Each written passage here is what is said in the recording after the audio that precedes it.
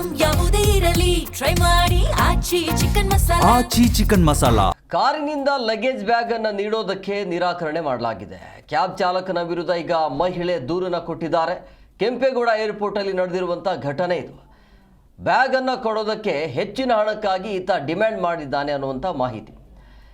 ಮಹಿಳೆಯ ದೂರಿನ ಹಿನ್ನೆಲೆ ಈಗ ಚಾಲಕ ನಾಗೇಶ್ ವಿರುದ್ಧ ದೂರು ದಾಖಲಾಗಿದೆ. ಸರ್ಜಾಪುರದಿಂದ ಏರ್ಪೋರ್ಟ್ಗೆ ಮಹಿಳೆ ಪ್ರಯಾಣ ಬೆಳೆಸಿರುವಂಥ ಸಂದರ್ಭದಲ್ಲಿ ವಾಪಸ್ ಆ ಬ್ಯಾಗನ್ನು ಇಳಿಯುವಂಥ ಸಂದರ್ಭದಲ್ಲಿ ಅಂದರೆ ಎಲ್ಲ ಲಗೇಜ್ಗಳನ್ನು ತೆಗೆದುಕೊಳ್ಳುವಂಥ ಸಂದರ್ಭದಲ್ಲಿ ಹೆಚ್ಚಿನ ಹಣಕ್ಕೆ ಈತ ಡಿಮ್ಯಾಂಡ್ ಇಟ್ಟಿದ್ದ ಅನ್ನುವಂಥ ವಿಚಾರ.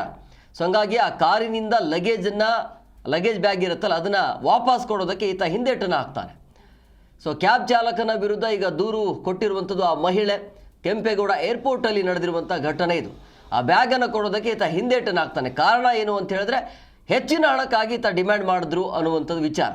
ಸೊ ಹಂಗಾಗಿ ಆ ಮಹಿಳೆಯ ದೂರಿನ ಹಿನ್ನೆಲೆ ಚಾಲಕ ನಾಗೇಶನ ವಿರುದ್ಧ ಈಗ ದೂರು ದಾಖಲಾಗಿದೆ.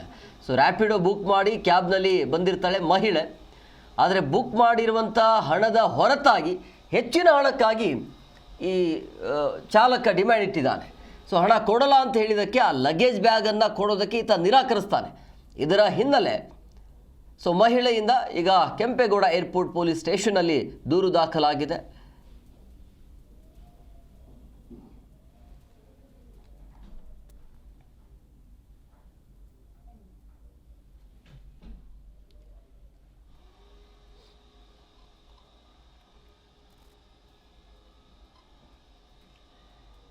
ನೋಡಿ, ಚಾಲಕನ ವಾದ ಏನು ಅಂತ ಹೇಳಿದ್ರೆ 55 ಕಿಲೋಮೀಟರ್ ದೂರದ ಪ್ರಯಾಣ ಇದೆಯಲ್ಲ, 985 ಪ್ಲಸ್ ಟೋಲ್ ಫ್ರೀ ಕೊಡಬೇಕಾಗತ್ತೆ.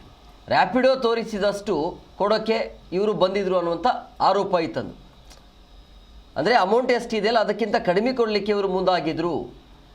ತಾನು ಮೀಟರ್ ಟ್ಯಾಕ್ಸಿ ಹಾಕ್ಕೊಂಡು ಬಂದಿದ್ರೂ ಕೂಡ ಅದರಲ್ಲಿ ಸರ್ಕಾರದ ನಿಯಮದಂತೆ ಕಿಲೋಮೀಟರ್ ಆಧಾರದಲ್ಲಿ ಬಿಲ್ ಬಂದಿದೆ, ಅದನ್ನು ಕೊಡಿ ಅಂತ ನಾನು ಕೇಳ್ತಾ ಇದ್ದೇನೆ. ಹಣ ಕೊಟ್ಟಿಲ್ಲ, ಅದಕ್ಕೆ ಬ್ಯಾಗ್ ನಾನು ಕೊಟ್ಟಿಲ್ಲ. ಇವ್ರು ಕೇಳುವಷ್ಟು ಹಣ ಅಲ್ಲ, ಅಲ್ಲಿ ಮೀಟರಲ್ಲಿ ಎಷ್ಟು ಹಣ ಇತ್ತಲ್ಲ ಅದನ್ನು ಮಾತ್ರ ಕೇಳಿದೆ. ಬಟ್ ಅದನ್ನು ಕೊಡಲಿಕ್ಕೂ ಕೂಡ ಅವರು ಹಿಂದೆಟ್ಟನ್ನು ಹಾಕಿದ್ರು. ಹಂಗಾಗಿ ನಾನು ಬ್ಯಾಗ್ ಕೊಡಲಿಲ್ಲ ಅಂತೇಳಿ